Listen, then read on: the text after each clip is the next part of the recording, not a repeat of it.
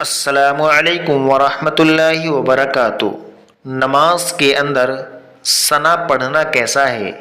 آج کی اس ویڈیو میں ثنا کے پڑھنے کے تعلق سے کچھ مسائل پر ڈسکس کریں گے۔ دیکھیے، ثنا پڑھنا نماز کے اندر مسنون ہے، یعنی سنت ہے۔ ثنا پڑھنا کوئی فرض یا واجب نہیں ہے۔ اگر کسی انسان نے جان بوجھ کر ثنا چھوڑ دی تو نماز تو اس کی ہو جائے گی، لیکن اگر کسی انسان نے بھول سے ثنا چھوڑ دی تو نماز بالکل ہو جائے گی۔ ثنا کا پڑھنا فرض اور واجب نہیں ہے۔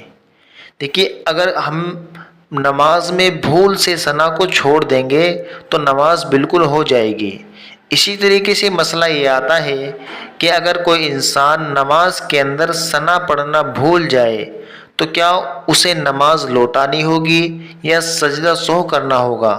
تو جواب اس کا یہ ہے کہ نماز کو نہ لوٹانا ہوگا اور نہ ہی سجدہ سہو کرنا ہوگا، کیونکہ ثنا پڑھنا نماز کے اندر مسنون ہے، اور مسنون یعنی سنت کو چھوڑنے سے نماز میں نہ سجدہ سہو واجب ہوتا ہے اور نہ ہی نماز کو لوٹایا جاتا ہے، نماز ہو جاتی ہے۔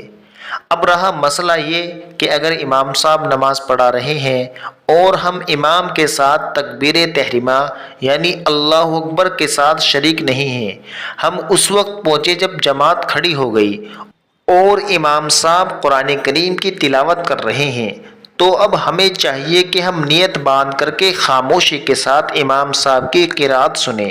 اب ہم ثنا نہیں پڑھیں گے، لیکن اگر امام صاحب سری نماز پڑھا رہے ہیں، یعنی عصر کی نماز، اسی طریقے سے ظہر کی نماز پڑھا رہے ہیں، تو اگر پہلی رکعت ہے تو ہم ثنا پڑھ کر خاموش کھڑے ہو جائیں گے، لیکن اگر پہلی رکعت کے علاوہ کوئی سی بھی رکعت ہے تو ہم اس وقت ثنا نہیں پڑھیں گے، بلکہ نیت باندھ کر کے خاموشی کے ساتھ امام کے پیچھے کھڑے ہو جائیں گے، اور جب ہم امام صاحب کے ساتھ نماز کو کمپلیٹ کر لیں گے، اس کے بعد جب ہم اپنی چھٹی ہوئی رکعت کو شروع کریں گے تب ہم اس میں ثنا پڑھیں گے۔